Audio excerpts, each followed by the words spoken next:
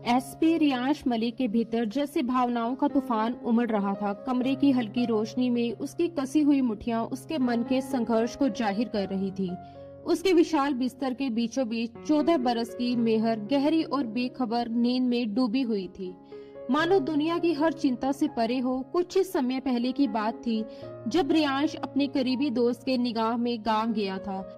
वही उसकी नजर उस मासूम लड़की पर पड़ी जिसकी बीमार और बेबस माँ समाज के दबाव और हालात के मार झेलते हुए उसका निगाह एक उम्र दराज आदमी से करने जा रही थी। रियांश के लिए ये दृश्य असहनीय था। उसे लगा जैसे किसी नन्ही चिड़िया के पर काटकर उसे पिंजरे में कैद किया जा रहा हो।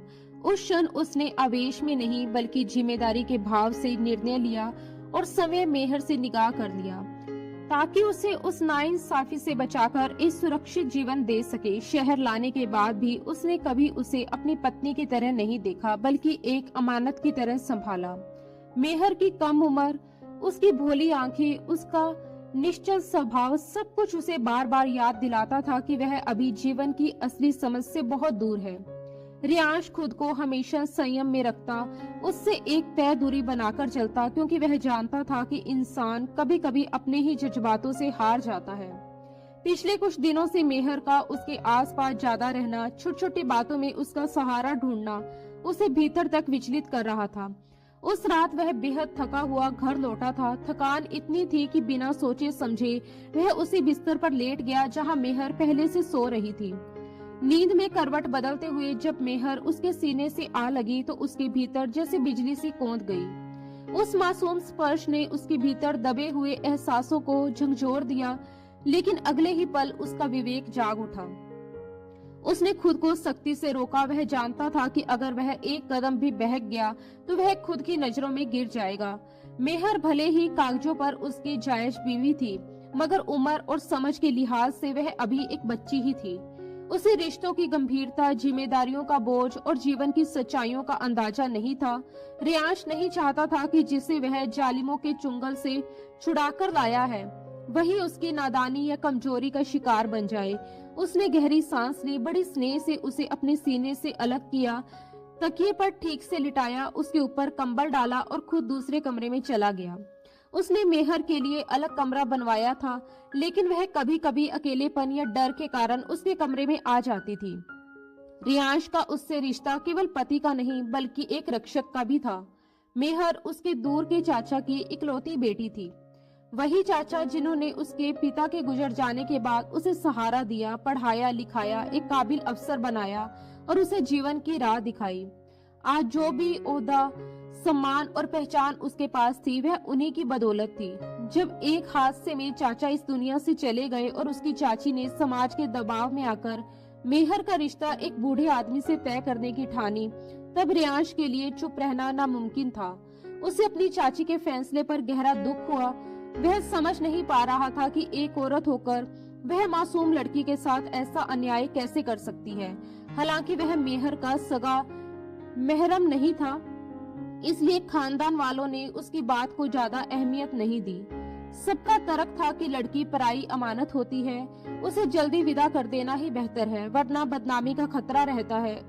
उनके गांव में तो 15-16 साल की उम्र में लड़कियों का निकाह आम बात थी, लेकिन रियांश की सोच अलग थी। वह पढ़ा लिखा, समझदार और जिम्मेदार इंसान था। वह जानता था कि कम उम्र में थोपे गए रिश्ते किसी लड़की की पूरी जिंदगी को अंधेरे में धकेल सकते हैं। उसने परंपराओं, तानों और विरोध के बावजूद खुलकर अपनी बात रखी। उसने मेहर को अपने संरक्षण में लेकर ये साबित कर दिया कि हर परंपरा सही नहीं होती और हर फैसला समाज के डर से नहीं लिया जाना चाहिए। उसके भीतर कर्तव्य, मर्यादा और आत्मसम्मान का संघर्ष चलता रहा, मगर उसने खुद को गिरने नहीं दिया। वह मेहर की हिफाजत करना चाहता था और इसी अडिग संकल्प के साथ हर विरोध और हर दबाव के सामने डटकर खड़े होकर उसने इस फैसले का जमकर विरोध किया। वह जानता था कि बिना किसी वैध रिश्ते के वह मेहर को उस जबरन निगाह से नहीं बचा सकता था और ना ही हमेशा उसकी हिफाजत कर सकता था। इसलिए हालात के दबाव में सिर्फ उसकी जान और इज्जत की रक्षा के लिए उसने उससे निगाह किया और उसे अपने साथ शहर ले आया। मगर शहर लाकर वह खुद एक ऐसे द्वंद में घिर गया जिसकी उसने कभी कल्पना भी नहीं की थी। मेहर की कम सीनी, उसकी मासूम अदाएं और दुनिया से बेखबर अपनापन उसके लिए एक कठिन परीक्षा बन चुके थे। वह जानता था कि उनके बीच का रिश्ता नाम का सही, मगर उम्र और समझ के फर्क के कारण बेहद नाजुक था।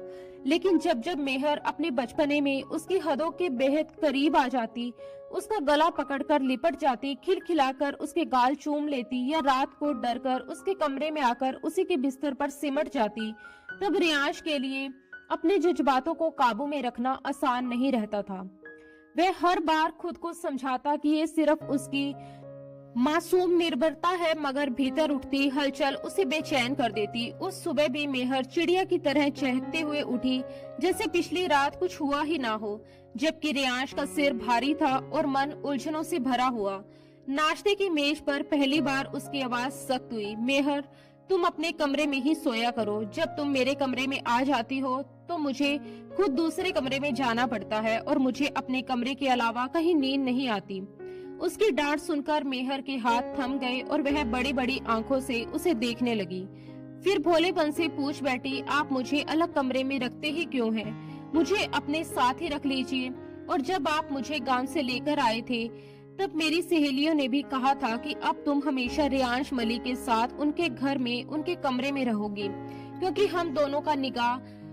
वह अपनी बात पूरी भी ना कर पाई थी कि रियांश ने गुस्से में मेज पर हाथ दे मारा और सख्त लहजे में बोला, बस आज के बाद तुम्हारे मुंह से मैं ये शब्द दोबारा ना सुनूं। रियांश ने कठोर स्वर में कहा कि गांव में जो कुछ हुआ था वह केवल परिस्थितियों से बचने के लिए रचा गया एक नाटक था, कोई असली निगाह नहीं हुआ था। ये सुनते ही मेहर की आंखों में भेल से आंसू भर आए और उसका चेहरा सहम गया। उसे रोते देख रियांश का दिल पिघल गया। उसने खुद को संयत किया और नरमी से उसके पास बैठकर समझाने लगा, देखो मेहर, तुम गुड्डे गुड़ियों से खेलती हो ना, उनकी निगाह भी करवाती हो। उसके स्नेह भरे सवाल पर मेहर ने सुबकते हुए सिर हिलाया। तब उसने कहा कि हमारा निगाह भी वैसे ही था, तुम गुड़िया और मैं गुड्डा, बस खेल खेल में हुआ एक दिखावा। असल में ऐसा कोई बंधन नहीं है। वह उसके कोमल मन से विवाहित संबंध का बोझ हटाना चाहता था और उसके सरल शब्द सचमुच असर कर गए। मेहर की आंखों में फिर से चमक लौट आई। उसने भोलेपन से पूछा कि आपने पहले क्यों नहीं बताया, इतनी सी बात थी। यूं ही डांट दिया और फिर आंसू पोंछकर नाश्ते में लग गई। उसकी मासूमियत उतनी ही सच्ची थी जितनी गांव की हवा। उसके मन में ये निगाह वाली धारणा निकालना कठिन नहीं था, पर रियांश की असली उलझन अभी भी जस की तस खड़ी थी। वह जानता था कि इस घर में अकेले उसके साथ रहना धीरे धीरे एक भावनात्मक जोखिम बनता जा रहा है। उसने तो सोचा था कि नाम मात्र के निगाह के सहारे वह उसकी हिफाजत करेगा और जब वह समझदार व बालिग हो जाएगी तब उसकी सही जगह निगाह कर देगा। उसे लगा था कि यह एक सीधा साधा समाधान है, लेकिन शहर आकर कुछ ही दिनों में उसे महसूस हो गया कि हालात उतने सरल नहीं जितने उसने समझे थे। अब उसे दूसरों से ज्यादा खुद से डर लगने लगा था, कहीं वह अनजाने में उसकी मासूमियत को ठेस ना पहुंचा दे। यही आशंका उसके भीतर गहराती गई और अंत में उसने तय कर लिया कि मेहर की भलाई इसी में है कि उसे एक सुरक्षित माहौल में रखा जाए। इसलिए उसने मन ही मन निश्चय कर लिया कि वह उसे हॉस्टल भेज देगा और फिर उसने उसे हॉस्टल भेजने का पक्का फैसला कर ही लिया। वह 11वीं कक्षा में पढ़ रही थी और रियांश को यही उचित लगा कि वह अपनी पढ़ाई पूरी करे। दूरी ही दोनों के लिए बेहतर रास्ता थी। अगले ही दिन उसने शहर के प्रतिष्ठित गर्ल्स स्कूल में उसका दाखिला कर दिया, जहां परिसर के भीतर ही सुरक्षित हॉस्टल की व्यवस्था थी। उसने पूरी तसल्ली से स्कूल और हॉस्टल की जांच पड़ताल की। वार्डन और प्रिंसिपल से मिलकर साफ कहा कि मेहर उसकी कजन है और उसके साथ किसी भी तरह की लापरवाही बर्दाश्त नहीं की जाएगी। उसने मेहर को एक मोबाइल फोन भी दिया ताकि वह नियमित रूप से अपनी खैर खबर देती रहे और एहतियात के तौर पर एक महिला कांस्टेबल को भी जिम्मा सौंपा कि समय समय पर उसे अपडेट करती रहे। इसी बीच गांव में उसकी मां की मौत भी हो गई। वक्त पर लगाम नहीं होती, 5 साल पंख लगाकर उड़ गए। वह फोन पर उसकी पढ़ाई, सेहत, रोजमर्रा की बातों का हाल लेता रहा। एक दिन रियांश मलिक की भारी भरकम बाइक सड़क को चीरती हुई तेज रफ्तार से दौड़ रही थी कि अचानक एक परछाई उसके सामने आ खड़ी हुई। उसने बिजली से फुर्ती से ब्रेक दबाया, बाइक झटके से रुकी और पिछला पहिया हवा में उठ गया। एक पल की देरी जानलेवा साबित हो सकती थी। हेलमेट के भीतर उसका चेहरा गुस्से से तमतमा उठा। वह सामने वाले पर बरसने ही वाला था कि नजर जैसे थम गई। उसके ठीक सामने एक लड़की खड़ी थी, दोनों हथेलियां कानों पर जमी हुई, आंखें कसकर बंद, टकराने के भय से हल्का हल्का कांपती हुई। उस क्षण उसका सारा आक्रोश जैसे कहीं खो गया और उसकी निगाहें अनायास उस मासूम, नाजुक और बेहद हसीन चेहरे पर टिक गई। दिल की धड़कन बेकाबू होकर तेज हो उठी। वह अनजानी सी लड़की उसे एक अजीब से खींच से अपनी ओर बांध रही थी। उसके चेहरे पर घबराहट की लकीरें थी, मगर उसी में एक अनछुई सादगी और भोली सी चमक भी थी जिसने उसे पलक झपकाना तक भुला दिया। वह बस देखता रह गया। इतना कोमल सौंदर्य और ऐसी निष्कलंक मासूमियत कि वह अनायास ही उस अनजान हसीना पर दिलो जान से फिदा हो उठा। कुछ पल बीते। जब उस लड़की को कोई चोट या टक्कर महसूस नहीं हुई तो उसने धीरे धीरे आंखें खोली। खुद को सही सलामत पाकर उसने राहत की लंबी सांस ली और आसमान की ओर देखते हुए खुदा का शुक्र अदा किया कि वह बच गई। मगर राहत के अगले ही क्षण उसका चेहरा गुस्से से सुलग उठा। उसने सामने खड़े उस बाइकर को घूरा जिसका चेहरा अब भी हेलमेट के पीछे छिपा था। वह तमतमाते कदमों से उसकी ओर बढ़ी और तीखे स्वर में चीख पड़ी, अंधे हो क्या? दिखता नहीं तुम्हें? अभी तुम्हारी वजह से मैं मर जाती। जानते हो मुझे अपनी जिंदगी कितनी प्यारी है। मैं अभी मरना नहीं चाहती। अभी तो मेरा निगाह भी नहीं हुआ है। वह नाक चढ़ाए लगातार उसे कोसती रही और अजीब बात ये थी कि उसके गुस्से में डूबी मीठी सुरीली आवाज भी उसके कानों में किसी मधुर धुन की तरह उतरती चली गई। जब उसने गुस्से में कहा कि वह शादीशुदा नहीं है तो ना जाने क्यों रियांश के भीतर एक अनकहा सुकून सा उतर आया। लड़की ने अकड़कर आगे जोड़ा, तुम्हें पता भी है मैं कौन हूँ? मेरा भाई पुलिस ऑफिसर है। ऐसा सबक सिखाएगा कि उम्र भर याद रखोगे। फिर कभी सामने आए तो जेल की सलाखों के पीछे भिजवा दूंगी। ये कहकर वह तमतमाती हुई सड़क पार कर गई और रियांश मलिक की नजरें उसे तब तक देखती रही जब तक वह दूर जाकर ओझल ना हो गई। बीते 5 वर्षों में उसका प्रमोशन हो चुका था। एसपी से वह अब डीआईजी बन चुका था। इन सालों को उसने पूरी तरह ड्यूटी के नाम पर कर दिया था। आज भी वह भेष बदलकर अपनी हैवी बाइक पर एक मुखबिर की सूचना के आधार पर अपराधियों के बीच जा रहा था। तभी यह टकराव हुआ, पर उस एक मुलाकात ने जैसे उसकी सख्त मिजाजी में दरार डाल दी। 31 साल की उम्र में पहली बार कोई अनजान कमसीन चेहरा यूं पहली नजर में उसके दिल में उतर गया था। सुंदरता उसने पहले भी देखी थी, मगर उस लड़की में कुछ ऐसा था जो सीधे उसकी रूह तक पहुंचा। इन 5 सालों में वह मेहर से मिल भी नहीं पाया था। आखिरी बार तब देखा था जब उसे खुद हॉस्टल छोड़ने गया था। अब वह फाइनल ईयर में थी। उसने उसके लिए शहर का एक अच्छा गर्ल्स कॉलेज चुना था जहां सुरक्षित हॉस्टल भी था। वह महिला कांस्टेबल आज भी नियमित रूप से उसकी खबर देती थी।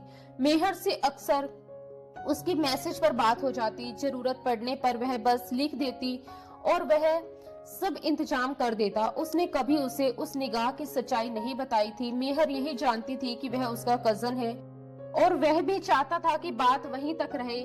उसका इरादा साफ था, पढ़ाई पूरी होते ही वह उसे इस बेनाम रिश्ते से आजाद कर देगा और उसकी पसंद या किसी अच्छे घर में उसका रिश्ता तय कर देगा, क्योंकि उस निगाह का मकसद सिर्फ उसकी हिफाजत था। उससे आगे उस रिश्ते की उसके लिए कोई अहमियत नहीं थी। आज उस अनजान लड़की से मिलकर तो उसने मन ही मन शुक्र अदा किया कि मेहर इस बंधन से अनजान है। अगर उसने इसे दिल से अपना लिया होता तो हालात उलझ सकते थे। तभी मोबाइल पर मेहर का मैसेज उभरा। उसने चैट खोली। मैं किसी को पसंद करती हूँ और उससे निगाह करना चाहती हूँ। स्क्रीन पर चमकते शब्दों ने उसके माथे पर हल्की रेखाएं खींच दी, पर अगले ही पल वह सामान्य हो गया। ये तो अच्छी बात थी। दिल में जो क्षीण सी चिंता थी वह भी जाती रही। उसने सोचा मेहर का निकाह उसकी पसंद से करवा दूंगा और फिर उस अनजान लड़की को ढूंढकर उससे निकाह करूंगा। सब कुछ उसके नियंत्रण में था। जैसे वह चाहता था वैसे ही घट रहा था। उसने जवाब टाइप किया, ठीक है, मैं गाड़ी भेजूंगा। उस लड़के को मेरे पास लेकर आओ। मैं उससे मिलना चाहता हूँ और तुमसे भी मुलाकात हो जाएगी। कितने साल हो गए तुमसे मिले। संदेश भेजकर वह एक अजीब से सुकून के साथ मोबाइल जेब में रख आगे बढ़ गया। पूरे 5 बरस बाद मेहर उस मेहरबान शख्स से मिलने जा रही थी जिसने उसे मुश्किल हालात से निकालकर शहर में नई जिंदगी दी थी। उसे आज भी याद था कि किस तरह वह उसे अन्याय से बचाकर लाया, उसकी पढ़ाई से लेकर रहने सहने तक का हर खर्च उठाया, हर महीने ठीक ठाक पॉकेट मनी भेजी, स्कूल कॉलेज की फीस, किताबें, कपड़े, सब कुछ चुपचाप संभालता रहा। इन सालों में वह उससे मिल नहीं पाई। जब भी वह मिलने की गुजारिश करती या उस महिला कांस्टेबल के जरिए बात आगे बढ़ाती, जवाब मिलता वह बेहद व्यस्त है, कभी शहर से बाहर, कभी किसी अहम मिशन में। मेहर को खलता तो था, पर वह नहीं जानती थी कि यह दूरी जानबूझकर रखी गई है। वह उनके बीच के अनकहे रिश्ते को और गहरा नहीं होने देना चाहता था। बस वक्त के गुजरने का इंतजार कर रहा था कि वह बड़ी हो जाए और वह अपनी जिम्मेदारी से हल्का हो सके। धीरे धीरे मेहर ने भी जिद छोड़ दी और अपने लक्ष्य, पढ़ाई और करियर में लग गई। वह मिलनसार थी, पर बहुत दोस्तों की भीड़ नहीं बनाई। एक ही करीबी सहेली थी जिससे वह दिल की बातें करती। सच तो ये था कि उसे किसी और सहारे की जरूरत भी कभी नहीं लगती थी, क्योंकि रियांश ने अपने हिस्से के सारे फर्ज निभाए थे। छोटी सी परेशानी पर उसका एक संदेश जाता और मदद पहुंच जाती। वह साथ नहीं था, पर साईं की तरह साथ था। इसी भरोसे ने उसे हिम्मत दी कि वह अपनी पसंद के बारे में बताए। जवाब में मिली हामी से उसका दिल खुशी से भर उठा। हालांकि भीतर कहीं हल्की सी उलझन भी थी। क्या सुफियान सचमुच उसके लिए सही है? सुफियान से उसकी मुलाकात एक बुक शॉप पर हुई थी। एक ही किताब उठाते हुए बातचीत शुरू हुई, फिर नंबर बदले, दोस्ती बढ़ी और अपनापन पनपा। एक दिन पहले ही सुफियान ने उसे प्रपोज किया था और मेहर ने साफ कहा था कि वह अपने कजन से बात करेगी। उसकी जिंदगी में सबसे अहम रिश्ता वही है, वही निकाह का फैसला करेंगे। सुफियान चुप हो गया था। ये कोई तूफानी इश्क नहीं था, पर सच्ची दोस्ती, समझदारी और सहज अपनापन था। उसे लगा कि जब एक दिन निकाह करना ही है तो ऐसे दोस्त से क्यों नहीं जिसे वह समझती है। फिर भी वह खुद अंतिम निर्णय नहीं ले सकती थी। उसका संरक्षक रियांश मलिक था। उधर रियांश भी मेहर की बात सुनकर बाहर से शांत रहा, मगर भीतर कहीं और हलचल थी। जिस दिन से उसने उस अनजान लड़की को देखा था, उसके दिल का चैन छिन गया था। इसलिए उसने तुरंत सुफियान से मिलने को कहा। वह चाहता था कि मेहर के भविष्य का फैसला जल्द करे, ताकि फिर उस चेहरे की तलाश में निकल सके जिसने उसकी सख्त दुनिया में पहली बार बेकरारी बो दी थी। सर, मिस मेहर और उनके दोस्त आ गए हैं। नौकर की बात पर उसने बस हल्का सा सिर हिलाया और उन्हें अंदर भेजने का इशारा कर दिया। 5 साल बाद वह मेहर से मिलने वाला था। दिल की धड़कनों में एक अनजानी घबराहट घुल गई थी।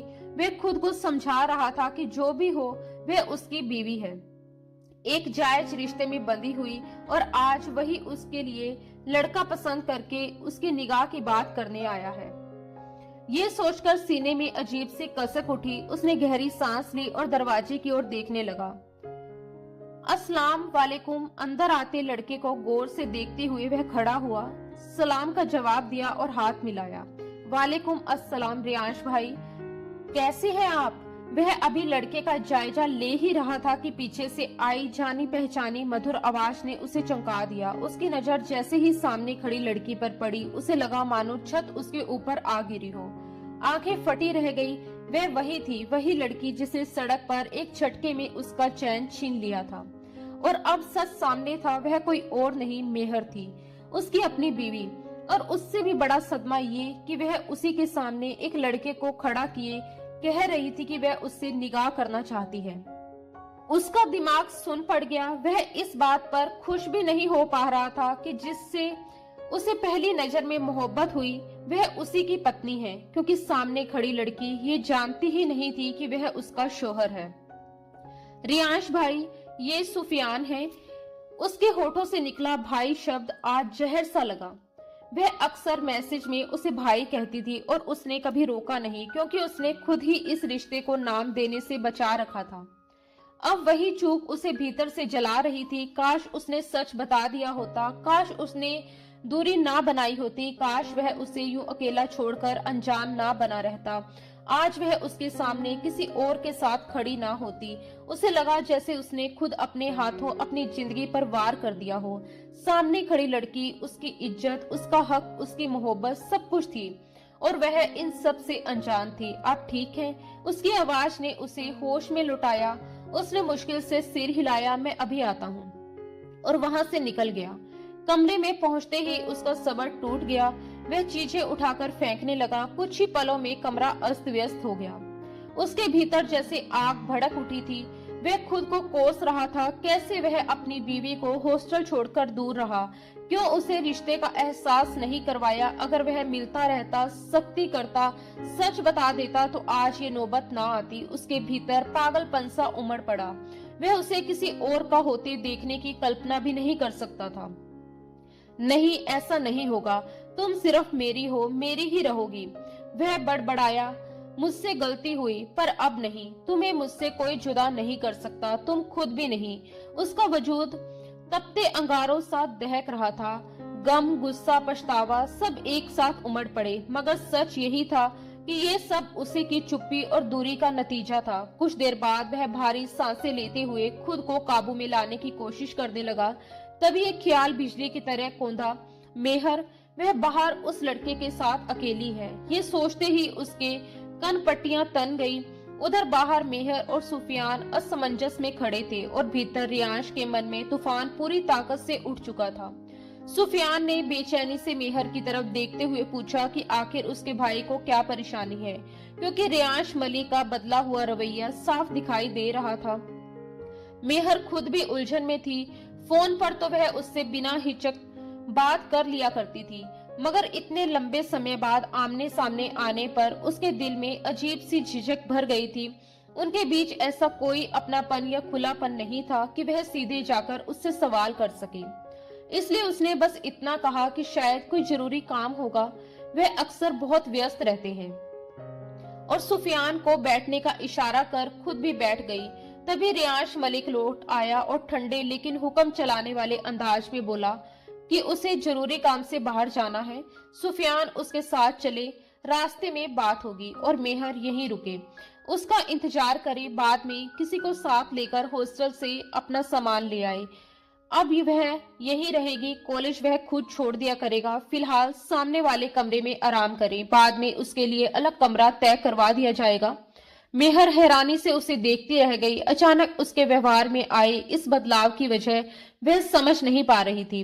इतने बरसों बाद आखिर वह उसे अपने पास क्यों रखना चाहता था, पर उसे सफाई देने का मौका ही नहीं मिला, और वह सुफियान को इशारा करके बाहर निकल गया। सुफियान एक पल को मेहर को देखकर उसके पीछे चल पड़ा, जबकि मेहर गहरी सांस लेकर बताए गए कमरे की ओर बढ़ गई। गाड़ी में बैठते ही रियांश मलिक की भारी और संजीदा आवाज गूंजी। उसने सुफियान से उसका नाम पूछा और फिर बिना घुमाए सीधी बात पर आ गया। उसने बताया कि जब मेहर बहुत छोटी थी तब वह उसे अपने साथ ले आया था। उसकी मासूमियत को देखते हुए उसने खुद को उससे दूर रखा और यह सच उससे छुपाए रखा कि 5 साल पहले ही उसका निकाह हो चुका है। उस समय वह इतनी नादान थी कि रिश्तों का मतलब भी नहीं समझती थी, इसलिए वह उस पर किसी जिम्मेदारी या बोझ का एहसास नहीं डालना चाहता था। लेकिन अब हालात उसके काबू से बाहर जा रहे हैं, इसलिए वह साफ कर देना चाहता है कि मेहर उसकी बीवी है। चूंकि मेहर और सुफियान दोनों ही इस हकीकत से बेखबर थे, इसलिए अब तक वह चुप रहा। मगर आगे अगर सुफियान ने मेहर से संपर्क करने या उसके आसपास दिखने की जरा भी कोशिश की तो अंजाम बहुत बुरा होगा, इतना बुरा कि वह उसका आखिरी दिन साबित हो सकता है। उसकी आवाज में छिपी सख्ती और खुली धमकी से सुफियान सन रह गया। अविश्वास से उसे देखता रहा और डर के मारे थोड़ा पीछे हट गया। कुछ समय के बाद दिल में उठते तूफान को दबाते हुए रियांश ने आखिर वह सवाल पूछ ही लिया जो कब से उसे बेचैन कर रहा था। वो तुम्हें कहाँ मिली थी? सुफियान ने जैसे तैसे खुद को संभालते हुए पूरी कहानी बयां कर दी कि उनकी मुलाकात एक साधारण सी बुक शॉप पर हुई थी, जहां इत्तेफाक से एक ही किताब बची थी और दोनों को उसी की जरूरत थी। उसने मेहर की आंखों में उस किताब को पाने की सच्ची चाहत देखी तो बिना किसी बहस के वह किताब उसे लेने दी। उसी छोटे से वाक्य ने बातचीत की शुरुआत कर दी। वहीं खड़े खड़े दोनों ने एक दूसरे के नंबर साझा किए, ये सोचकर कि जब भी उसे जरूरत होगी वह उससे किताब लेकर पढ़ लेगा। धीरे धीरे ये औपचारिक जान पहचान एक सीमित सी दोस्ती में बदल गई, जो बस फोन कॉल और कभी कभार के संदेशों तक ही सीमित रही। आज वह सब कुछ बताते हुए टूटा हुआ लग रहा था, जैसे उसकी आवाज में अब कोई दावा, कोई उम्मीद बाकी ना हो। दूसरी तरफ रियांश मलिक के भीतर उबाल मारता गुस्सा साफ झलक रहा था। उसकी उंगलियां कसकर मुट्ठियों में बदल चुकी थी और जबड़े भींचे हुए थे, मानो वह अपने भीतर उठते तूफान को किसी तरह रोकने की कोशिश कर रहा हो। कुछ ही क्षणों की खामोशी के बाद उसने बेहद सख्त लहजे में कहा, चूंकि सुफियान इस सच्चाई से अनजान था, इसलिए इस बार उसे माफ किया जा रहा है, लेकिन ये आखिरी बार है। आज के बाद अगर वह मेहर के आसपास भी दिखाई दिया या उससे किसी भी तरह का संपर्क करने की कोशिश की तो नतीजा बेहद खतरनाक होगा। उसने साफ शब्दों में कह दिया कि मेहर सिर्फ उसकी है और अब सुफियान उसे अपने ख्यालों से भी निकाल दे। इतना कहते ही उसने ड्राइवर को गाड़ी रोकने का इशारा किया। गाड़ी रुकते ही सुफियान बिना कुछ और बोले नीचे उतर गया। उसके कदमों में भारीपन था और दिल में असंख्य सवाल। गाड़ी आगे बढ़ी तो रियांश मलिक ने बेचैनी में अपनी शर्ट के बटन ढीले किए और गहरी सांसें लेने लगा। सच तो ये था कि वह घर से किसी जरूरी काम के लिए नहीं निकला था। उसका एकमात्र उद्देश्य सुफियान को मेहर से दूर करना था। उसके सीने में जलती आग उसे भीतर से बेचैन कर रही थी। उसे लग रहा था कि अगर उसने खुद को काबू में ना रखा तो वह सब कुछ तहस नहस कर देगा। घर लौटते ही उसे पता चला कि मेहर अपने कमरे में जा चुकी है। उसने तुरंत फैसला लेते हुए घर के सभी पुरुष कर्मचारियों को बाहर करवा दिया और केवल महिला स्टाफ को अंदर काम करने की अनुमति दी, क्योंकि अब उसकी पत्नी उसी घर में रहने वाली थी और वह किसी भी तरह की ढिलाई नहीं बरतना चाहता था। उसने अपने खास नौकर को आदेश दिया कि उसके कमरे को खास तौर पर तैयार किया जाए। हालांकि उसने मेहर से कहा था कि उसके लिए अलग कमरा तैयार करवाया जाएगा, लेकिन उसके मन में अब एक अलग ही निर्णय पनप चुका था। वह तय कर चुका था कि अब और गलती नहीं करेगा। वह मेहर को उनके रिश्ते की पूरी सच्चाई बताएगा। वह जानता था कि ये सब अचानक जानकर उसकी प्रतिक्रिया कैसी होगी। ये कहना मुश्किल है, लेकिन अब सच्चाई छुपाना मुमकिन नहीं था। वह इस रिश्ते को उसका हक देना चाहता था। फिलहाल मेहर गेस्ट रूम में थी, पर उसका इरादा था कि सच सामने लाकर उसे अपने ही कमरे में रखे, क्योंकि वह उसकी बीवी थी और अब वह उसे एक पल के लिए भी खुद से दूर नहीं करना चाहता था। उसे एहसास था कि अतीत में उसकी अपनी गलतियों और डर ने हालात को जटिल बना दिया था, मगर अब वह पीछे हटने को तैयार नहीं था। ये राह आसान नहीं थी। अचानक सच्चाई बताना, फिर उसी के साथ अपने वैवाहिक रिश्ते की नई शुरुआत करना, भरोसा जीतना, ये सब बेहद कठिन था। फिर भी उसके दिल में एक बात बिल्कुल साफ थी, वह मेहर को खो नहीं सकता। उसे ये ख्याल ही बेचैन कर देता था कि कहीं वह फिर उससे दूर ना हो जाए। उसकी धड़कनें इसी डर से तेज थी और इसी बेचैनी ने उसे एक अंतिम निर्णय तक पहुंचा दिया था। आज अभी इसी वक्त वह मेहर को सब कुछ साफ साफ बता देगा कि वो इसका रिश्ते में क्या लगता है। गहरी सोच में डूबा वह तेज धड़कनों के साथ गेस्ट रूम की ओर बढ़ा, जहां मेहर बेचैनी से कमरे में इधर उधर टहल रही थी, मानो किसी अनजाने डर ने उसे घेर रखा हो। रास्ते भर उसके मन में तरह तरह के ख्याल उमड़ते रहे। अगर मेहर ने इस रिश्ते का विरोध किया तो, अगर उसने आजादी मांगी या उससे दूर जाने की बात की तो, उसके भीतर का जुनून उसे खतरनाक फैसलों की ओर धकेल रहा था। वह ठान चुका था कि किसी भी कीमत पर उसे खुद से दूर नहीं जाने देगा। यहाँ तक कि उसने ये भी सोच लिया था कि जरूरत पड़ी तो उसे हमेशा के लिए अपने पास रोक लेगा, मगर उसे खोने का जोखिम नहीं उठाएगा। इस जुनून में वह ये भूलता जा रहा था कि सामने खड़ी लड़की भी एक दिल रखती है। उसकी भी अपनी भावनाएं, अपने सपने और अपनी इच्छाएं हैं। वह अपनी जिद और अधिकार की भावना में उसकी मर्जी को नजरअंदाज करने की सोच रहा था, जो पूरी तरह गलत था। फिर भी उसने मन ही मन फैसला कर लिया था, चाहे उसकी रजामंदी से या उसके खिलाफ, उसे रहना उसी के साथ है। दरवाजे पर पहुंचकर उसने हल्की सी दस्तक दी। अगले ही पल दरवाजा खुला और सामने उसका वही मासूम चेहरा था। उसी क्षण उसके भीतर का तूफान जैसे थम गया। वह उसे एक टक देखने लगा, दीवानगी भरी नजरों से, जैसे दुनिया में उससे ज्यादा जरूरी कुछ और हो ही नहीं। उसके मन में ख्याल आया कि आखिर वह इतनी खूबसूरत क्यों है। एक मजबूत और सख्त मिजाज आदमी का दिल भी उसके सामने हार जाए। 5 साल का फासला यूं तो बहुत लंबा नहीं होता, लेकिन इन 5 सालों में वह पूरी तरह बदल चुकी थी। कभी डरी सहमी, हर बात पर रो पड़ने वाली, उससे लिपटकर चलने वाली छोटी सी बच्ची अब एक आत्मविश्वासी और बेहद हसीन युवती बनकर उसके सामने खड़ी थी। उसकी सुंदरता पहले भी कम नहीं थी, मगर अब उसमें एक परिपक्व निखार आ गया था जिसने उसे और भी आकर्षक बना दिया था। शायद इसी बदलाव की वजह से वह उसे उस दिन पहचान नहीं पाया था। उसने अपना रंग, रूप और अंदाज बदल लिया था, मगर अगर कुछ नहीं बदला था तो वह थी उसके चेहरे की वही मासूमियत जो आज भी पहले जैसी ही थी। वह दरवाजे पर खड़ा उसे यूं ही देखता रहा कि मेहर खुद असहज होने लगी। आखिर वह उसे इस तरह क्यों देख रहा है। वह घबराकर उसे पुकार बैठी, रियांश भाई, और यही शब्द उसके सीने में तीर की तरह चुभ गया। उसने एक पल के लिए आंखें बंद की, फिर खोली। गले में कड़वाहट उतर आई। आज तक किसी संबोधन ने उसे इतना आहत नहीं किया था जितना इस एक शब्द ने कर दिया। खुद को संभालते हुए उसने भारी स्वर में कहा, मुझे तुमसे बात करनी है। मेहर दरवाजे के ठीक बीच में खड़ी थी और वहीं से बोली, जी कहिए। उसके इस भोलेपन पर उसने हल्की सख्ती में उसका बाजू पकड़कर उसे एक और किया और कहा, अंदर बैठकर बात करते हैं। जैसे ही वह कमरे में दाखिल हुआ, मेहर को एहसास हुआ कि वह दरवाजे के बीच में खड़ी थी। उसे लगा था कि शायद वह यूं ही कोई छोटी सी बात कहकर लौट जाएगा, क्योंकि पहले भी उनके बीच अक्सर मोबाइल चैट पर ऐसी ही छोटी मोटी बातें हुआ करती थी। उसने कभी सोचा ही नहीं था कि आज वह कोई लंबी और गंभीर बातचीत करने आया है। अंदर आकर वह कुछ पल चुप रहा, फिर गहरी सांस लेकर बोला, देखो मेहर, आज जो मैं तुम्हें बताने जा रहा हूं शायद तुम उसे आसानी से स्वीकार ना कर पाओ। मैं अभी तुम्हें यह सब बताने वाला भी नहीं था। वह वाक्य अधूरा छोड़कर खामोश हो गया।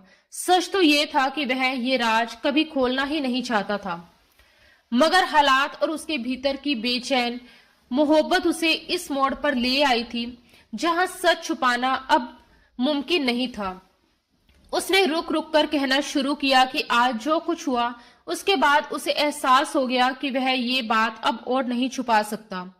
उसे ये जानने का पूरा हक है। विडंबना ये थी कि वही डीआईजी रियांश मलिक, जिसके सामने बड़े बड़े अपराधी खड़े होने से पहले कांपते थे, जिसकी आवाज सुनकर सन्नाटा छा जाता था, आज एक नाजुक सी लड़की के सामने अपने शब्द तलाश रहा था। वह बार बार अपनी बात अधूरी छोड़ देता, फिर खामोश हो जाता जैसे हिम्मत जुटा रहा हो। उधर मेहर उलझी और अनजान निगाहों से उसे देख रही थी, ये समझने की कोशिश में कि आखिर ऐसी कौन सी बात है जो इतने सालों से उससे छुपाई गई और जिसे आज अचानक इतनी भूमिका बांधकर बताया जाने वाला है। उसके चेहरे के हाव भाव साफ बता रहे थे कि वह जो कहने जा रहा है वह बेहद अहम है। उसने ठहरकर कहा, 5 साल पहले की बात है। शायद तुम्हें याद हो, शायद ना हो। मैं एक दोस्त के निगाह में गया था। वही मुझे पता चला कि तुम्हारी माँ तुम्हारा निगाह एक उम्रदराज आदमी से तय कर रही है। उस समय तुम बहुत मासूम और नासमझ थी और तुम्हारी इसी मासूमियत का फायदा उठाकर वह पैसों के लालच में तुम्हें उस आदमी के साथ बांध देना चाहती थी। शुक्र है मुझे समय रहते सब मालूम हो गया। जब मैंने दखल दिया तो पता चला कि खानदान के कुछ और लोग भी इस फैसले से पूरी तरह सहमत थे। उनका कहना था कि तुम्हारा कोई सहारा नहीं है, इसलिए तुम्हारा निकाह कर देना ही बेहतर है। मैं इस फैसले के सख्त खिलाफ था, लेकिन उन्होंने साफ कह दिया कि ना मैं तुम्हारा वली हूं ना महरम, इसलिए मुझे इस मामले में बोलने का कोई हक नहीं। ये बड़ों का फैसला है और मैं उस पर सवाल नहीं उठा सकता। उसने बताया कि उसने बहुत बहस की, बहुत समझाने की कोशिश की, मगर जब कोई भी मानने को तैयार नहीं हुआ तो उसे वह कदम उठाना पड़ा जो वह कभी नहीं उठाना चाहता था। तुम्हें उस हालात से बचाने के लिए मैंने तुमसे निकाह कर लिया। ये कहकर वह चुप हो गया। वह नहीं चाहता था कि मेहर उसे गलत समझे। वह चाहता था कि उसे ये मालूम हो कि उसने उसकी हिफाजत की थी, उसकी जान बचाई थी। वह उसका मुहाफिज, मददगार और मुहसीन है, ताकि उसके लिए इस रिश्ते को स्वीकार करना आसान हो सके। इसलिए उसने वह सब सच उसके सामने रख दिया जिसे बताने का उसने कभी इरादा नहीं किया था। मगर जैसे ही उसने उनके रिश्ते की हकीकत बयां की, मेहर के लिए वह पल किसी धमाके से कम नहीं था। वह अविश्वास से आंखें फैलाए उसे देखती रह गई, उसी इंसान को जिसे वह पिछले 5 साल से अपना भाई मानती आई थी। उसकी भीगी निगाहों का सामना करना उसके लिए मुश्किल हो गया। वह नजरें चुरा गया। उसे लगा जैसे उसकी वह टूटी हुई अविश्वासी नजरें उसे भीतर तक घायल कर रही हैं। तभी मेहर के होठों से कांपती आवाज से निकला, रियांश भाई। यही शब्द उसके लिए अंतिम वार साबित हुआ। उसने आंखें बंद कर ली, मानो किसी ने सीधा खंजर उसके सीने में उतार दिया हो। मेहर कांपती आवाज में बोली, ये आप क्या कह रहे हैं? वह गहरी सांस लेकर बोला, भाई नहीं हूं मैं तुम्हारा। अब तक मैंने इसीलिए सहन किया क्योंकि मुझे लगा तुम सच्चाई नहीं जानती, इसलिए कभी तुम्हें टोका नहीं। ये कहते हुए वह नजरें फेर गया। एक और झूठ, मोहब्बत उससे क्या क्या नहीं करवा रही थी। वह दबदबे वाली शख्सियत का मालिक रियांश मलिक उस पल बेबसी की हद पर खड़ा था। जो आदमी बड़े बड़े अफसरों को सख्ती से जवाब दे देता था, आज उसी लड़की के सामने नजरें झुकाकर खड़ा था और हालात को संभालने के लिए आधे सच का सहारा ले रहा था। फिर उसने खुद को संभालते हुए ठोस आवाज में कहा, अब मैं तुम्हें सब कुछ बता चुका हूँ। सच यही है कि तुम मेरी बीवी हो, मैं तुम्हारा शोहर हूँ। तुम सिर्फ मेरी हो, सिर्फ मेरी। दोबारा मुझे भाई कहने की गलती मत करना। इस बार उसके शब्द पहले से ज्यादा दृढ़ और सख्त थे, जैसे वह अपने अधिकार को स्पष्ट रूप से जताना चाहता हो। ये आप क्या कह रहे हैं? ऐसा कैसे हो सकता है? मैंने तो हमेशा आपको भाई माना है। आप कैसे मेरे शोहर हो सकते हैं? नहीं, ये मुमकिन नहीं। मेहर की आवाज कांप रही थी। फिर अचानक जैसे उसे उसकी ही बात याद आई। आपने खुद कहा था कि वह निगाह सिर्फ मुझे बचाने के लिए किया था। अगर ऐसा था तो आपके लिए उस निगाह की कोई अहमियत नहीं हुई ना? फिर ये रिश्ता यहीं खत्म हो जाना चाहिए। वह अपनी बात पूरी भी नहीं कर पाई थी कि रियांश मलिक ने उसे सख्ती से बीच में रोक दिया। नहीं, ये नामुमकिन है। उसकी आवाज अब ठंडी लेकिन खतरनाक दृढ़ता लिए हुए थी। हाँ, उस वक्त निगाह सिर्फ तुम्हारी हिफाजत के लिए किया गया था, लेकिन अब तुम मेरी बीवी हो। मैं तुम्हें कभी नहीं छोड़ूंगा। ये ख्याल भी अपने दिल से निकाल दो कि तुम्हें इस रिश्ते से आजादी मिल सकती है। तुम मेरी हो और आखिरी सांस तक मेरी ही रहोगी। उसके जुनूनी लहजे ने मेहर को डरा दिया। वह सहमी निगाहों से उसे देखने लगी। उसने हिम्मत जुटाकर पूछा, अगर ऐसा था तो आपने मुझे मैसेज पर यह सब क्यों नहीं बताया? आपने क्यों कहा कि आप सुफियान से मिलना चाहते हैं? हमें यहाँ क्यों बुलाया? उसकी आवाज में घबराहट और उलझन साफ झलक रही थी। रियांश मलिक ने बेचैनी से अपना माथा सहलाया। उसे समझ नहीं आ रहा था कि वह अब क्या जवाब दे। फिर खुद को संभालते हुए वह बोला, मैंने तुम्हारी बात सुनकर ही तुम्हें यहाँ बुलाया। इतने साल मैंने तुम्हें खुद से दूर रखा और जैसे ही तुम्हारी बात सुनी तुम्हें अपने पास बुला लिया, क्योंकि मुझे लगा हालात हाथ से निकल रहे हैं। उस लड़के को इसीलिए बुलाया ताकि मैं उसे खुद सब सच बता सकूं, और बता चुका हूं। अब वह कभी तुम्हारे रास्ते में नहीं आएगा, इसलिए तुम भी उसे भूल जाओ। तुम्हारे सारे रास्ते मुझ तक आते हैं और मुझ पर ही खत्म होते हैं। वह कुछ पल रुका, फिर थोड़ा नरम पड़ते हुए बोला, जब तुम मेरे पास आई थी तब बहुत छोटी थी। मैं नहीं चाहता था कि अपने जज्बात में बहकर तुम्हें कोई तकलीफ दूं या तुम्हारी मासूमियत छीन लूं, इसलिए तुम्हें हॉस्टल भेज दिया, खुद से दूर रखा। लेकिन अगर मुझे अंदाजा होता कि तुम्हें दूर करना मुझे ये दिन दिखाएगा तो शायद कभी ऐसा फैसला नहीं करता। तुम इस रिश्ते से अनजान थी, इसलिए मैं चुप रहा, वरना ये बात मेरी बर्दाश्त से बाहर है कि मेरी बीवी किसी और को पसंद करे। मेहर ने तुरंत सिर हिलाया। सुफियान सिर्फ मेरा दोस्त है। पसंद करने की बात भी उसकी तरफ से थी, मेरी तरफ से नहीं। मुझे उसके प्रस्ताव में कोई बुराई नहीं लगी, इसलिए मैंने आपसे बात की। लेकिन मैं ये सब भी स्वीकार नहीं कर पा रही। ऐसा मत कीजिए। मैंने हमेशा आपको अपना भाई समझा है। आप मेरे शोहर कैसे हो सकते हैं? वह पूरी साफ गोई से अपनी बात कहकर अब लाचार निगाहों से उसे देख रही थी, जैसे उसे खुद समझ नहीं आ रहा हो कि उसकी जिंदगी अचानक किस मोड़ पर आ खड़ी हुई। यह हो चुका है और अब इसे बदला नहीं जा सकता। रियांश की आवाज में एक अजीब सा ठहराव भरी दृढ़ता थी, जैसे वह खुद को भी यकीन दिला रहा हो, हमारी तकदीर में यही लिखा था। मेरे खुदा ने तुम्हें मेरे लिए चुना तुम मेरी हो मेहर, सिर्फ मेरी। मैं तुमसे बेइंतहा मोहब्बत करता हूँ। तुम्हें अंदाजा भी नहीं कि मैंने कितने साल तुम्हारे बड़े होने का इंतजार किया, हर साल, हर महीने, हर दिन। ये कहते हुए उसने उसके दोनों बाजू थाम लिए। उसकी पकड़ में दीवानगी भी थी, अधिकार भी, और एक अजीब सा डर भी, उसे खो देने का डर। तुम चाहो भी तो अब खुद को मुझसे अलग नहीं कर सकती, उसने लगभग फुसफुसाते हुए कहा। मेहर की आंखें आंसुओं से भर गईं। उसका दिल इतनी तेजी से धड़क रहा था कि उसे खुद अपनी सांसें सुनाई दे रही थी। उसका इजहार मोहब्बत उसे सुकून देने की बजाय और ज्यादा घबरा गया था। वह जिस इंसान को हमेशा एक सुरक्षित रिश्ते की दायरे में देखती आई थी, उसी के होठों से ऐसे शब्द सुनना उसके लिए किसी सदमे से कम नहीं था। मुझे मुझे यहाँ नहीं रहना, वह मुश्किल से बोल पाई। मुझे वापस हॉस्टल जाना है प्लीज। उसकी आवाज टूट रही थी, हर शब्द के साथ एक सिसकी जुड़ी हुई थी। उसकी ये बात सुनकर रियांश मलिक ने दर्द से आंखें बंद कर ली।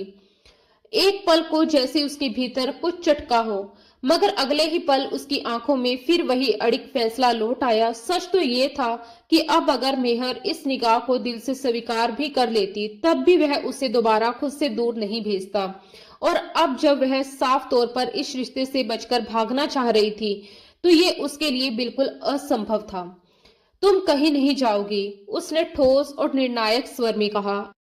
अब मैं किसी भी हालत में तुम्हें खुद से दूर नहीं करूंगा। एक बार गलती कर चुका हूं, तुम्हें दूर भेजकर उस गलती की सजा मैं इन सालों में भुगत चुका हूं, लेकिन अब नहीं। अब तुम यहीं रहोगी मेरे पास। कॉलेज जाना होगा तो मैं खुद छोड़ूंगा, खुद लेकर आऊंगा। तुम्हें किसी चीज की कमी नहीं होने दूंगा। वह कुछ पल रुका, फिर उसके शब्द और गंभीर हो गए। लेकिन उससे पहले हमारा वलीमा होगा 2 दिन बाद। सब तैयारियां शुरू हो चुकी हैं। मैं चाहता हूं कि पूरी दुनिया जान ले कि तुम मेरी बीवी हो, रियांश मलिक की बीवी। मैं ये रिश्ता छुपाकर नहीं रखूंगा। मैं सबको बताऊंगा कि तुम मेरी हो।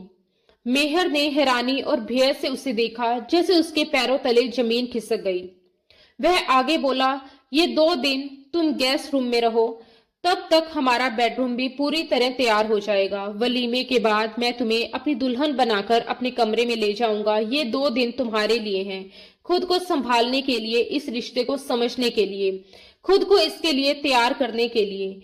मैं ये सब इतनी जल्दी नहीं करना चाहता था, लेकिन हालात ने मुझे मजबूर कर दिया है। तुमने मजबूर कर दिया है। अब मैं तुम्हें और वक्त नहीं दे सकता। सिर्फ 2 दिन है तुम्हारे पास। सोच लो, समझ लो और इस हकीकत को स्वीकार कर लो। उसकी आवाज में इस बार गुस्सा कम और फैसला ज्यादा था। वह मुड़ा और बिना पीछे देखे कमरे से बाहर चला गया। दरवाजा बंद होने की आवाज के साथ जैसे मेहर के भीतर की आखिरी हिम्मत भी टूट गई। वह वही धीरे धीरे फर्श पर बैठती चली गई, जैसे शरीर में जान ही ना बची हो। उसके कानों में बस एक ही बात गूंज रही थी, 2 दिन बाद वलीमा, तुम मेरी हो, सिर्फ मेरी। उसका दिमाग सुन्न था। जिस इंसान को उसने हमेशा एक भाई के रूप में देखा, उसी के साथ अब उसे पत्नी बनकर रहना है। ये ख्याल ही उसके भीतर तूफान बनकर उठ रहा था। उसे लग रहा था जैसे उसकी अब तक की पूरी जिंदगी एक झूठ पर टिकी थी। उसने घबराकर सुफियान को फोन मिलाने की कोशिश की। उंगलियां कांप रही थी, लेकिन स्क्रीन पर बार बार एक ही संकेत आया, नंबर ब्लॉक किया जा चुका है। वह अब सचमुच अकेली थी, पूरी तरह अकेली। उसकी सिसकियां कमरे की खामोशी में गूंजने लगी। वह अपने घुटनों में चेहरा छुपाकर रोती रही। उसकी सुकून भरी सीधी सादी जिंदगी में ये कैसा तूफान आ गया था, उसे समझ नहीं आ रहा था। किस पर भरोसा करे, किससे मदद मांगे, क्या सही है क्या गलत है। रात गहराती गई, मगर उसकी आंखों से नींद कोसों दूर रही। वह कभी बिस्तर पर लेटती, कभी उठकर बैठ जाती, कभी छत को घूरती रहती। हर बार जब आंखें बंद करती, उसे वही शब्द सुनाई देते, तुम मेरी हो।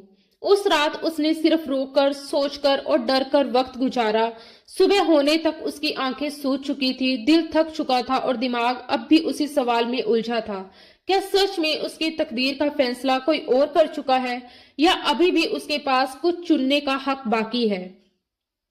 अगली सुबह जब हल्की धूप पर्दों की दरारों से छनकर कमरे में दाखिल हुई, तभी दरवाजे पर दस्तक हुई और एक नई नौकरानी ट्रे में नाश्ता लेकर अंदर आई। उसे देखते ही मेहर समझ गई कि ये भी रियांश मलिक के हुक्म पर रखी गई होंगी। उसके होठों तक रियांश भा शब्द आए, मगर उसने खुद को रोक लिया। अपनी पलकों को भींचकर उसने सामान्य स्वर में पूछा, रियांश कहाँ है? नौकरानी ने झुककर जवाब दिया, मैडम जी, साहब तो सुबह ही कहीं निकल गए। दरवाजा बंद होते ही कमरे में सन्नाटा छा गया और मेहर के भीतर तूफान उठ खड़ा हुआ। यही तो मौका था, वही एक मौका जिसका उसे इंतजार था। वह इस रिश्ते को, इस बंधन को, इस अचानक थोप दी गई जिंदगी को दिल से कबूल नहीं कर पा रही थी। परसों वलीमा था, यानी उसके पास बस आज का दिन बचा था। अगर उसे जाना था तो अभी इसी वक्त। डर था, अनजाना खतरा था, मगर कैद से आजादी की चाह उससे कई ज्यादा बड़ी थी। नाश्ता जैसे तैसे खत्म कर वह उठी। दरवाजा खोला तो गलियारा सुनसान था। नई मेड रसोई में बर्तनों की खनखनाहट में उलझी थी। मेहर ने गहरी सांस ली और दबे पांव आगे बढ़ी। हर कदम के साथ उसका दिल जोर से धड़क रहा था, मानो दीवारें भी उसकी धड़कन सुन लेगी। उसने मुख्य दरवाजे तक पहुंचकर बाहर झांका। चारों तरफ अजीब सी खामोशी थी। दूर गार्ड्स अपने कैबिन में बैठे नाश्ता कर रहे थे। उसने लंबा रास्ता तेजी से पार किया। पसीने से हथेलियां भीग गई और अगले ही पल वह गेट से बाहर थी। आज किस्मत उसके साथ थी, कम से कम उसे ऐसा ही लगा। लेकिन उसे क्या मालूम था कि रियांश मलिक के दुश्मनों की निगाहें कई दिनों से उस घर पर जमी थी। जैसे ही उन्होंने एक लड़की को अकेले बाहर निकलते देखा, वे चौकन्ने हो गए। बॉस, लड़की निकली है। सूचना तुरंत पहुंचाई गई। जवाब आया, पीछा करो, मौका मिले तो पकड़ लो। 3-4 नकाबपोश साए की तरह उसके पीछे लग गए। मेहर तेजी से आगे बढ़ रही थी कि अचानक उसे आहट महसूस हुई, जैसे कोई कदम उसके कदमों की लैप पकड़ चुके हों। उसने पलटकर देखा, काले मास्क पहने आदमी उसकी तरफ बढ़ रहे थे। उसके पैरों तले जमीन खिसक गई। अगले ही पल वह जान बचाने के लिए भागी। हवा उसके कानों से टकरा रही थी, सांसें टूट रही थी, मगर वह रुकी नहीं। पीछे से तेज कदमों की आवाजें करीब आती जा रही थी। अब उसे अपनी गलती समझ आ रही थी। वह अपने ही घर से, अपने ही मुहाफिज से दूर भागकर किस अनजान खाई में गिर पड़ी थी। रियांश मलिक की आवाज उसके कानों में गूंजने लगी, मैं तुम्हारा मुहाफिज हूँ। बचपन में भी तुम्हें बचाया था, तुम्हारी हिफाजत के लिए खुद को दूर रखा। उसकी आंखों में आंसू की धुंध छा गई, मगर कदम रुकने का नाम नहीं ले रहे थे। तभी पीछे से बंदूक निकलने की आवाज आई। मेहर ने मुड़कर देखा, उनके हाथों में गन चमक रही थी। उसका दिल सीने से बाहर आने को हुआ। वह और तेजी से भागी। उनमें से एक ने उसके पांव को निशाना बनाया। ट्रिगर दबा, थाई गोली की गूंज में सन्नाटा चीर दिया। मेहर चीख उठी, वहीं थम गई, मगर उसे दर्द महसूस नहीं हुआ। धीरे धीरे उसने आंखें खोली। उसके सामने रियांश मलिक खड़ा था। उसके चेहरे पर दर्द की लकीरें साफ थी। गोली उसकी टांग में लगी थी। वह लड़खड़ाकर नीचे बैठ गया, लेकिन उसकी निगाहें अब भी मेहर पर टिकी थी, जैसे तसल्ली कर रहा हो कि वह सुरक्षित है। अगले ही पल पुलिस फोर्स ने चारों तरफ से नकाबपोशों को घेर लिया और उन्हें हथकड़ी लगा दी। मेहर स्तंभ थी। वह तो सुबह घर से जा चुका था, फिर यहाँ कैसे? दरअसल घर से जरूरी फाइल लेने आए एक कांस्टेबल ने, जो पहले भी उसकी सुरक्षा के लिए उसके साथ जाया करता था, उसे अकेले निकलते देख लिया था। उसने तुरंत रियांश मलिक को फोन किया, सर, मेहर मैडम मेन रोड की तरफ जा रही है। ये सुनते ही रियांश मलिक का खून सूख गया। उसने बाकी सब काम छोड़े और गाड़ी मोड़ दी। कुछ ही दूरी पर उसने मेहर को भागते और पीछे नकाबपोशों को देखा। वह बिना सोचे समझे गाड़ी से कूदा और ठीक उसी पल उसके सामने आ खड़ा हुआ जब गोली चलने वाली थी। अगर वह एक लम्हा भी देर कर देता तो निशाना मेहर होती, लेकिन आज फिर उसने खुद को ढाल बनाकर उसे बचा लिया था, जैसे हमेशा से करता आया था। मेहर अभी भी अंदर तक कांप रही थी। उसके चेहरे का रंग उड़ चुका था और उनमें डर, पछतावा और बेचैनी एक साथ साफ दिखाई दे रहे थे। वह घबराई हुई नजरों से लगातार रियांश मलिक को देख रही थी, जैसे यकीन ही ना हो रहा हो कि जो कुछ अभी हुआ वह सच था। दर्द की तीखी लहर शायद अब असर दिखाने लगी थी, क्योंकि रियांश मलिक ज्यादा देर तक खुद को संभाल नहीं सका। उसके पैर से लगातार खून बह रहा था और धीरे धीरे उसकी ताकत जवाब देने लगी। वह वहीं नीचे बैठता चला गया। जैसे ही वह नीचे बैठा, मेहर की नजर उसके खून से लथपथ पैर पर जाकर टिक गई। लाल रंग जमीन पर फैल रहा था। वह दृश्य इतना खतरनाक था कि उसके होठों से एक तीखी चीख निकल गई। उसने घबराकर दोनों हाथ अपने मुंह पर रख लिए, जैसे इस हकीकत को देखना ही नहीं चाहती हो। उसकी सांसें बेकाबू हो चुकी थी। ये क्या हो गया? उसके दिमाग में सिर्फ यही सवाल घूम रहा था, क्या सच में उसने उसे बचाने के लिए खुद अपने ऊपर गोली ले ली थी?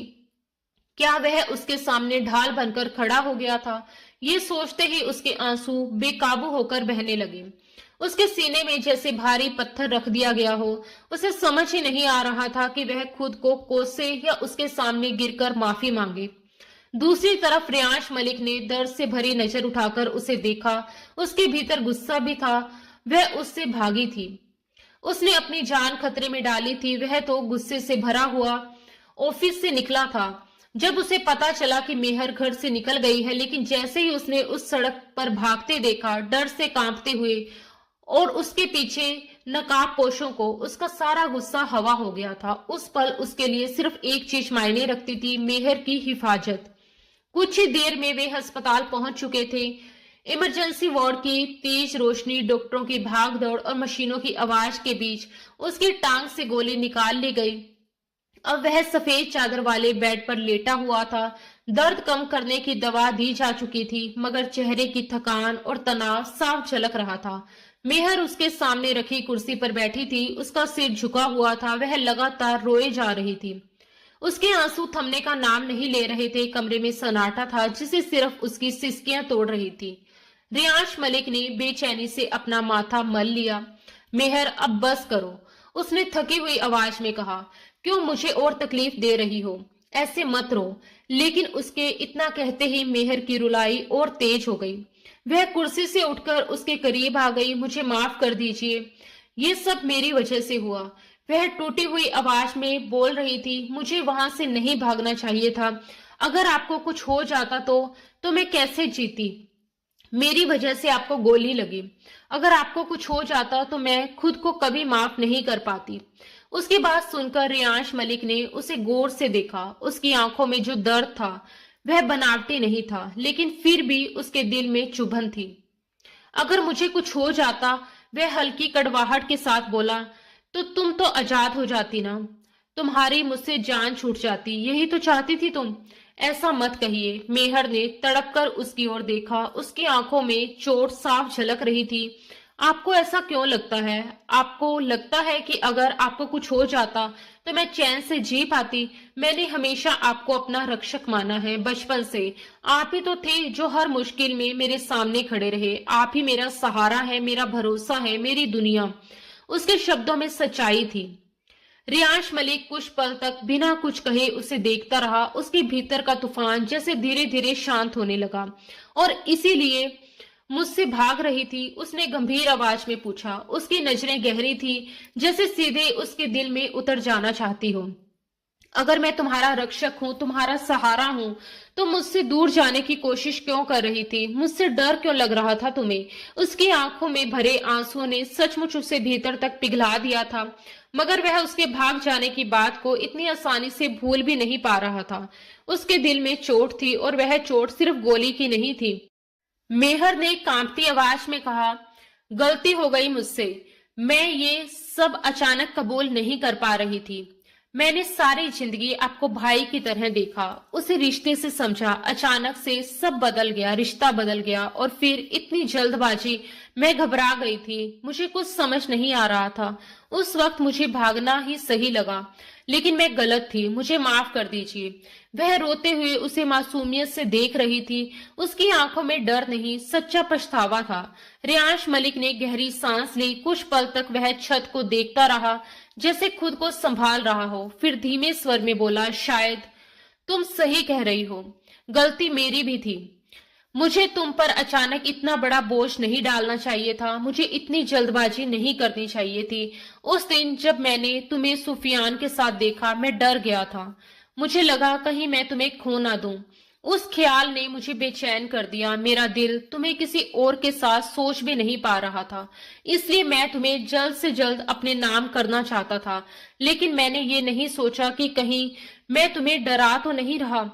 तुम्हें वक्त तो देना चाहिए था। वह हल्का सा मुस्कुराया, जैसे कोई पुरानी याद उसे छू गई हो। सच कहूं तो मैं भी तुम्हें हमेशा एक बच्ची की तरह ही सोचता आया था, लेकिन उस दिन जब तुम पहली बार मेरे सामने आई थी, मेरी बाइक के सामने, तुम्हें देखते ही जैसे मेरा दिल धड़कना भूल गया था। एक ही नजर में तुम मेरा चैन ले गई थी। उस वक्त मुझे नहीं पता था कि तुम मेरी बीवी हो। हमारा निकाह पहले ही हो चुका है। मेरा इरादा तो वाकई तुम्हारा निकाह कहीं और करने का था। आगे के शब्द उसके गले में अटक गए। वह कितनी ही बार इस सोच पर खुद को कोस चुका था। इसलिए मैंने तुम्हें उस लड़के के साथ बुलाया भी था। सोचा था तुम्हारी खुशी देख लूंगा, तुम्हें किसी और के साथ खुश देखकर खुद को समझा लूंगा। लेकिन जैसे ही तुम्हें देखा, मेरी पूरी दुनिया हिल गई। उस पल समझ आ गया कि मैं तुम्हें किसी और का होते नहीं देख सकता। तब मैंने फैसला कर लिया कि नहीं, मैं तुम्हें नहीं छोड़ सकता। ये दिल तो सिर्फ तुम्हारा है और तुम मेरी हो, मेरी जायज बीवी, मेरी महरम। मेरी ये निगाह सच में तुम्हारी हिफाजत के लिए कबूल किया था, ताकि तुम्हें कोई नुकसान ना पहुंचा सके। लेकिन अब बात सिर्फ हिफाजत की नहीं रही। अब मेरा दिल तुम्हें खोने से डरता है। मैं तुम्हें खो नहीं सकता मेहर, तुम्हें छोड़ नहीं सकता। बस मुझे एक मौका दे दो। मैं तुम्हें मजबूर नहीं करूंगा, तुम्हें जितना वक्त चाहिए दूंगा। इस रिश्ते को समझने का, अपनाने का जितना भी समय लगे, लेकिन बस एक वादा करो, कभी मुझे छोड़कर मत जाना। और वह कोई ताकतवर अफसर नहीं लग रहा था, ना ही सख्त मिजाज आदमी। वह सिर्फ एक मोहब्बत में डूबा हुआ शख्स था, जो अपने हिस्से की खुशी के लिए उससे विनती कर रहा था। उसका अंदाज, उसकी आवाज की नरमी और आंखों में झलकती सच्चाई देखकर मेहर का सिर खुद ब खुद झुक गया। उसके दिल में गहरा अफसोस उमड़ आया। उसने अपने ही महरम को कितनी गलत निगाह से देखा था। उस इंसान को जो हर मोड़ पर उसकी हिफाजत बनकर खड़ा रहा, आज उसे साफ दिखाई दे रहा था कि वह कोई जबरदस्ती करने वाला आदमी नहीं था, बल्कि उसकी असल मोहब्बत था। उसका अपना, उसका सच्चा सहारा। कुछ पल पहले का मंजर उसकी आंखों के सामने घूम गया, जब गोली चली थी, जब उसने अपने सामने रियांश मलिक को ढाल बनते देखा था, जब उसके पैर से बहता खून उसने अपनी आंखों से देखा था। उस लम्हे उसके दिल में जैसे कुछ टूटकर बिखरा नहीं, बल्कि जुड़ गया था। उसे पहली बार शिद्दत से एहसास हुआ था कि अगर उस इंसान को कुछ हो जाता तो वह खुद भी जिंदा नहीं रह पाती। अजीब बात थी, उनके बीच कोई लंबी मुलाकातों का सिलसिला नहीं था, ना ही रोज रोज की गहरी बातें, बल्कि कई बार तो महीनों तक आमना सामना भी नहीं हुआ था। फिर भी दिल के किसी कोने में उसका एक अलग ही मुकाम था। शायद ये उसी पाक रिश्ते की तासीर थी, या उसकी बातों की सच्चाई, या फिर वह अनकही डोर जो बहुत पहले से दोनों को जोड़ती आई थी। उसकी तकलीफ पर वह जिस तरह तड़प उठी थी, उससे उसके सारे वहम, सारे डर, सारी उलझने जैसे धुल गई थी। क्या तुम प्लीज मुझे एक मौका दोगी? रियांश मलिक की आवाज में अब अफसरी सख्ती नहीं थी, सिर्फ एक आशिक की बेबसी थी। जैसा तुम कहोगी वैसा ही होगा, मैं तुम्हें मजबूर नहीं करूंगा, बस मुझे छोड़कर मत जाना। एक मजबूत, आत्मविश्वासी नौजवान आज उसके सामने मोहब्बत की भीख मांग रहा था। मेहर ने भीगी पलकों से उसकी ओर देखा। उसके दिल में अब डर की जगह एक अजीब सा सुकून उतर रहा था। उसने धीमे से कहा, मैं बेवकूफ थी, आपसे भागकर मैंने बहुत बड़ी गलती की, लेकिन अब मुझे एहसास हो गया कि आप ही मेरे सब कुछ हैं, मेरे रक्षक, मेरे महरम। मुझे आपकी हर बात पर यकीन है। मैं वादा करती हूँ दोबारा ऐसी गलती कभी नहीं करूंगी। मैं आपके साथ रहूंगी हमेशा, लेकिन इस रिश्ते को दिल से कबूल करने के लिए मुझे थोड़ा वक्त चाहिए। मैं खुद को समझाना चाहती हूँ, अपने जज्बातों को पहचानना चाहती हूँ, और जिस दिन मेरा दिल पूरी तरह इस रिश्ते को स्वीकार कर लेगा, उस दिन मैं खुद आगे बढ़कर आपसे इस रिश्ते की शुरुआत करूंगी। लेकिन प्लीज अभी नहीं। वह सिर झुकाए बोल रही थी, जैसे फैसला उसी पर छोड़ रही हो। रियांश मलिक ने उसकी हर बात गौर से सुनी। उसके शब्द उसके लिए उम्मीद की नई किरण बन गए थे। वह उसके दिल की हालत समझ सकता था। मेरी तरफ से हाँ है, उसने बिना झिझक कहा। तुम्हें जितना वक्त चाहिए ले लो, मुझे कोई ऐतराज नहीं। मैं इंतजार कर सकता हूँ, अगर मंजिल तुम हो। अगले ही पल उसने हल्के से उसका बाजू थामा और उसे अपने पास बिठा लिया। मेहर ने पल भर को झिझक महसूस की, मगर फिर खुद को रोक नहीं पाई। वह उसके सीने से लग गई। कुछ ही दिनों में रियांश मलिक को अस्पताल से छुट्टी मिल गई और वह घर वापस आ गया। घर का माहौल अब पहले से अलग था, शांत और कहीं ना कहीं उम्मीद से भरा हुआ। मेहर ने अपने फैसले के मुताबिक अलग कमरे में रहना जारी रखा और रियांश ने उसके इस निर्णय का पूरा सम्मान के साथ साथ दिया। उसने कभी उस पर दबाव नहीं डाला, बल्कि उसके इस फैसले में ही मेहर के दिल में उसके लिए इज्जत और गहरी हो गई। इन दिनों मेहर ने जिस तरह उसकी देखभाल की, वह किसी फर्ज से ज्यादा एक सच्चे लगाव की झलक थी। वह उसे सहारा देकर उठाती, दवा का ख्याल रखती, वक्त पर खाना खिलाती, कभी उसके तकिए ठीक करती तो कभी उसके पास बैठकर हल्की फुल्की बातें करती ताकि उसका मन बहल सके। कई बार शाम को वह उसे सहारे से लॉन तक ले जाती, ठंडी हवा में कुछ देर बैठते, पेड़ों की सरसराहट सुनते और जिंदगी की छोटी बड़ी बातें करते। मेहर कभी अपने बचपन की यादें सुनाती, कभी अपने डर तो कभी अपने उलझे हुए जज्बात। धीरे धीरे उनके बीच की दूरी कम होने लगी, बातों में असहजता आने लगी, निगाहें मिलती तो अब झिझक के साथ एक हल्की मुस्कान भी शामिल होती। पूरे 3 महीने गुजर गए। इन 3 महीनों में रियांश ने अपनी तरफ से इस रिश्ते को आगे बढ़ाने की कोई कोशिश नहीं की। उसके लिए काफी था कि मेहर ने उसे एक मौका दिया है।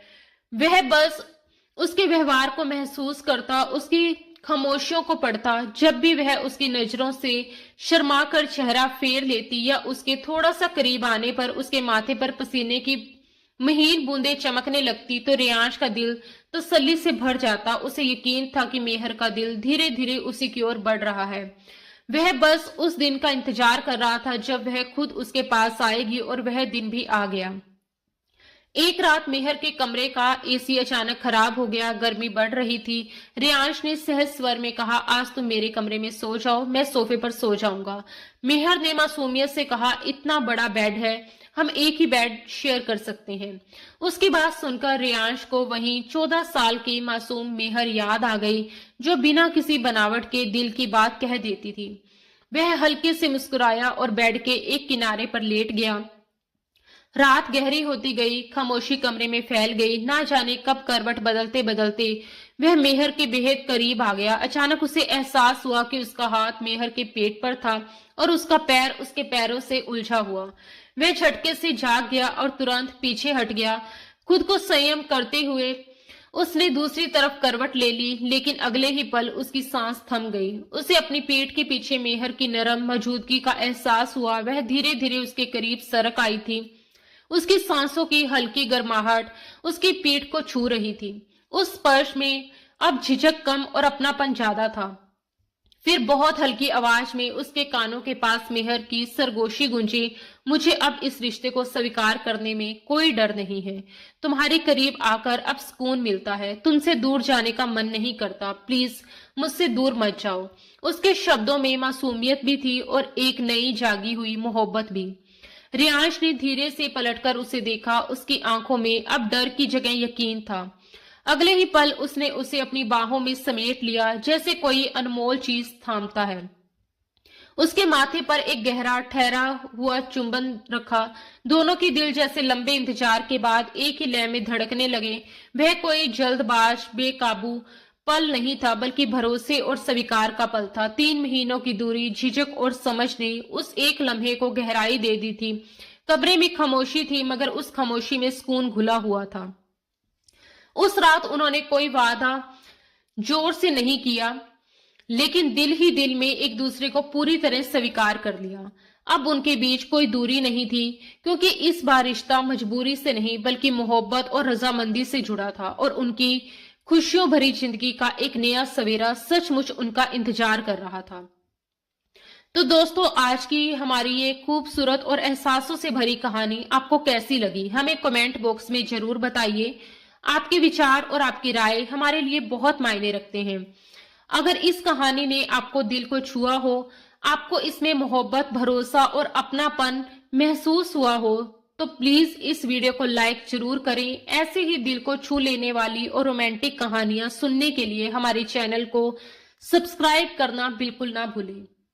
साथ ही नोटिफिकेशन बेल भी दबा दें, ताकि हमारी हर नई कहानी सबसे पहले आप तक पहुंचे। मिलते हैं दोस्तों बहुत ही जल्द एक और नई खूबसूरत और रोमांटिक सी कहानी के साथ। तब तक अपना ख्याल रखिए और मुस्कुराते रहिए। धन्यवाद दोस्तों। राधे राधे।